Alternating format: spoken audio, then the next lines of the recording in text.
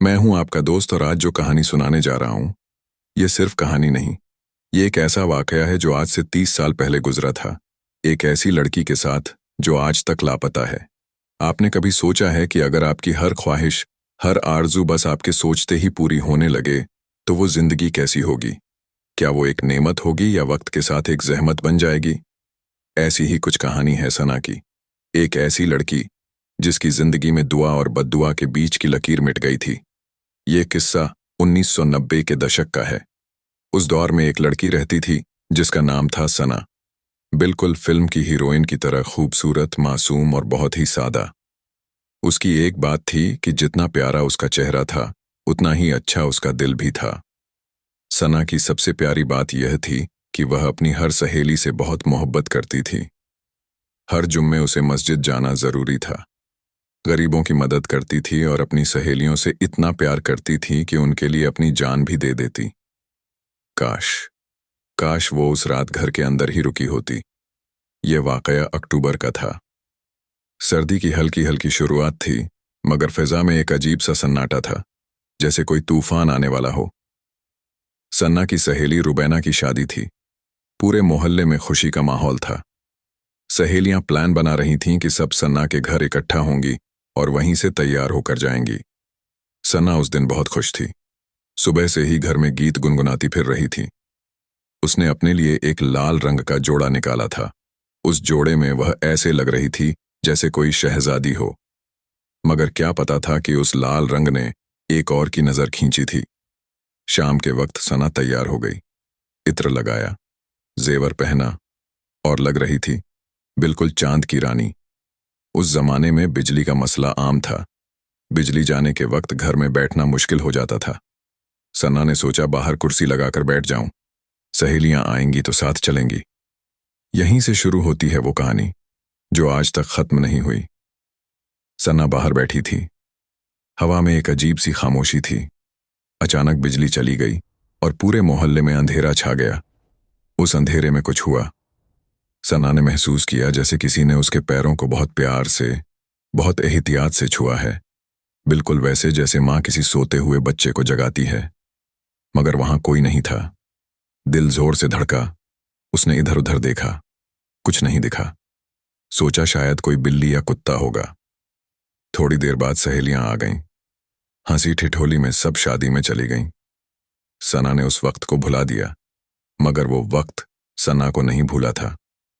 अगले दिन जब सना सुबह उठी तो उसके कमरे में एक ऐसी मिठास भरी खुशबू थी कि दिल खुश हो गया, जैसे किसी ने रातों रात सबसे महंगा इत्र छिड़क दिया हो। सना ने सोचा कि खालिदा बेगम, अम्मी, ने कोई नई खुशबू लगाई होगी।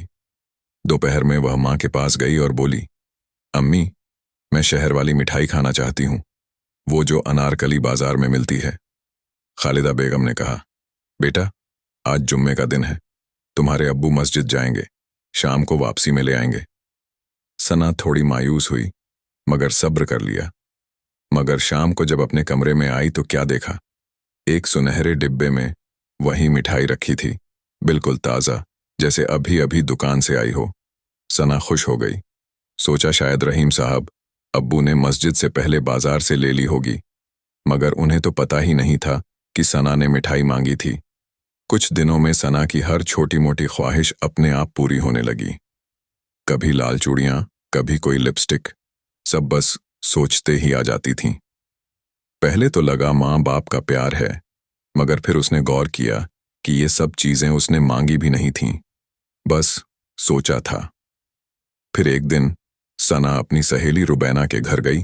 वहां उसकी नई इयररिंग्स देखी, बहुत प्यारी थीं। सना के दिल में आया, काश मेरे पास भी होती। बस इतना सोचा था। घर आकर देखा, वही बालियां उसके बेड के पास रखी थीं। अब डर लगने लगा, मगर सब कुछ इतना अच्छा भी लग रहा था कि उसने अनदेखा कर दिया। असली मोड़ तब आया जब सना एक अमीर घर की शादी में गई। वहां एक लड़की के गले में हीरों का हार था। सना ने दिल में कहा, काश मेरे पास भी ऐसा होता। घर आकर अम्मी से बोला, अम्मी, मुझे भी वैसा हार चाहिए। माँ ने समझाया, बेटा, यह हमारी हैसियत से बाहर है। सना मान गई, मगर सुबह उठी तो वही हीरों का हार तकिए के नीचे था। अब तो होश उड़ गए, इतने पैसे घर में कहाँ। माँ बाप को पता भी नहीं। उसने एक और तजुर्बा किया। सोचा कि उसे रेडियो चाहिए। अगले दिन रेडियो वहां था। अब यकीन हो गया, कोई गैर मामूली ताकत है। एक रात जब सब सो गए, सना ने कमरे में आवाज लगाई, कौन हो तुम जो मेरी हर ख्वाहिश पूरी करता है? सामने आओ। कमरा हिलने लगा, धूल उड़ी। एक साया इंसान की शक्ल में बदल गया। सामने एक नौजवान खड़ा था, खूबसूरत मगर आंखों में अजीब सा नूर। सना डर के मारे दरवाजे की तरफ भागी, मगर दरवाजा बंद हो गया। वो मखलूक बोला, डरो मत सना, मैं तुम्हारा दोस्त हूं। उसने बताया, मैं एक जिन्न हूं। शादी वाली रात जब तुम लाल जोड़े में बाहर बैठी थी, मैं तुम्हें देखकर मोहब्बत में गिर गया। तुम इतनी खूबसूरत थी कि मैं खुद पर काबू नहीं रख पाया। मैंने तुम्हारे पैर छुए थे, तब से तुम्हारे साथ हूं।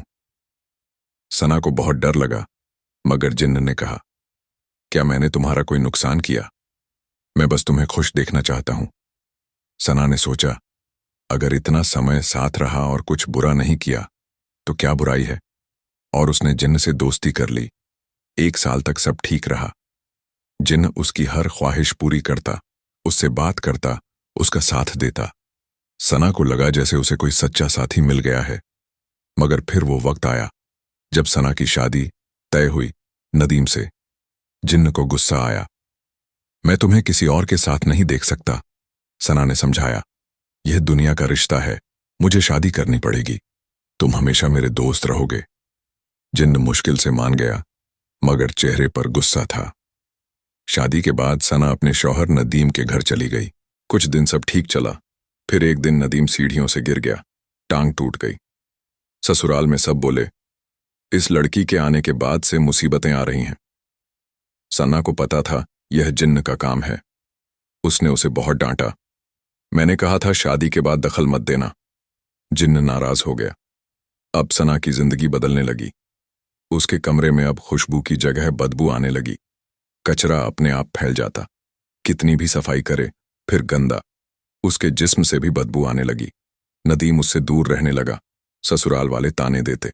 सना टूटी हुई थी। आखिर उसने अपनी मां खालिदा बेगम को सब सच बताया। मां उसे एक मशहूर आलिम के पास ले गईं। आलिम साहब ने कहा, बेटा तुमने बड़ी गलती की है, यह बहुत खतरनाक जिन्न है, अब वो बदला लेगा।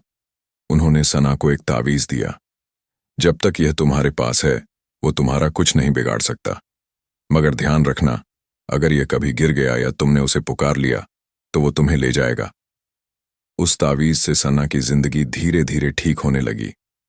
कुछ महीने गुजरे, नदीम से रिश्ता भी सुधर गया। फिर एक दिन, नवंबर की बात है, सना किसी काम से बाहर गई। वो कभी घर वापस नहीं आई। उसे बहुत ढूंढा गया। पुलिस, अखबार, टीवी, सब जगह खबर चली, मगर कोई सुराग नहीं मिला। 30 साल गुजर गए। आज तक पता नहीं कि सना कहाँ है।